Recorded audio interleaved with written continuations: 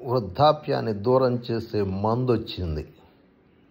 ఇది ఈనాడు ఆదివారం సండే మ్యాగజైన్లో వార్త.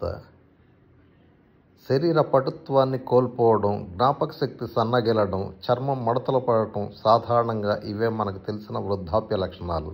కానీ పరిశోధకులు వీటన్నింటికి మూలం మన క్రోమోజోములో ఏర్పడ్డ ఓ చిన్న మార్పు అని చెబుతున్నారు. మన శరీరంలో 23 జతల క్రోమోజోములు ఉంటాయని చిన్నప్పుడు చదువుకొని ఉంటాం కదా.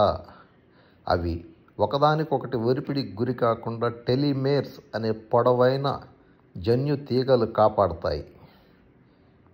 వీటి పొడవు తగ్గడం మొదలైనప్పుడు మనకు వృద్ధాప్యం వచ్చినట్టు శాస్త్రవేత్తలు భావిస్తారు. కానీ ఇక్కడ ఓ విషయం ఉంది. మనకు వృద్ధాప్యం రాకముందు కూడా మానసికంగా తీవ్ర ఒత్తిడికి లోనైనప్పుడు, అనారోగ్యం పాలైనప్పుడు టెలిమేర్స్ పొడవు తగ్గుతుంటుంది. అలా తగ్గినప్పుడల్లా మన శరీరంలోని ఓ ప్రోటీన్ స్పందించి టెలిమేర్స్ని మళ్ళీ మామూలు స్థితికి చేరుస్తుంది. అందుకే టెలోమెరిస్ రివర్స్ ట్రాన్స్క్రిప్టేజ్ అంటే టెట్ అంటారు ఈ ప్రోటీన్ని. మనకు ఏళ్ళు పైబడే కొద్దీ ఈ టెట్ ప్రోటీన్ పనిచేయడం మానేస్తుంది. వృద్ధాప్య సమస్యలకి ఇదే మూలం. తాజాగా అలా పనిచేయడం మానేసిన టెట్ ప్రోటీన్కి పునరుజ్జీవితాన్ని ఓ రసాయన మూలకం ద్వారా ఆవిష్కరించారు.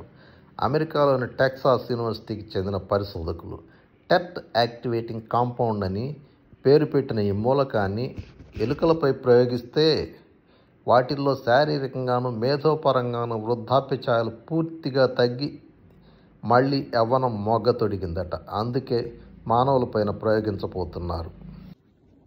ఇప్పుడు వ్యాఖ్యానం. మందు ఇంకా రాలేదు. మందు వచ్చే అవకాశం ఉంది త్వరలో.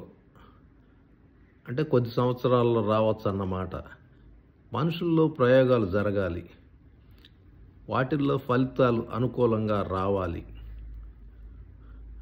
మందు సైడ్ ఎఫెక్ట్స్ అంతగా లేకపోతే 4-5 ఏళ్లలో వచ్చే అవకాశం ఉంటుంది.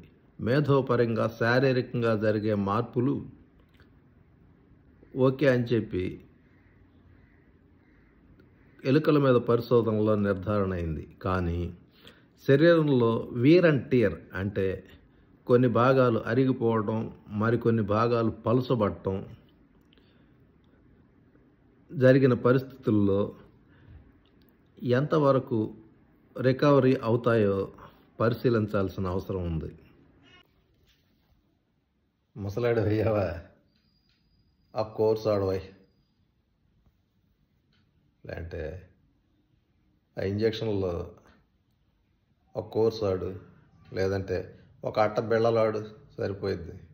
ఏముంది, ఒక వారం రోజుల్లోనే అంతా సర్దుకుంటుంది. లేదంటే ఒక 4 రోజుల్లోనే ఇబ్బందులన్నీ తొలగిపోతాయి. అదనమాట తాజాగా ఉన్న పరిస్థితి.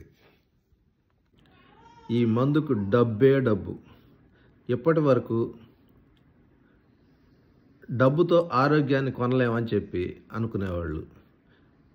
ఇదే పరిశోధన ఫలప్రదమైతే డబ్బుతో ఆరోగ్యాన్ని కొనచ్చు అనేది నిర్ధారణ అవుతుంది. అంటే దీని అర్థం డబ్బుతో దేన్నైనా చేయొచ్చని. తదాస్తు.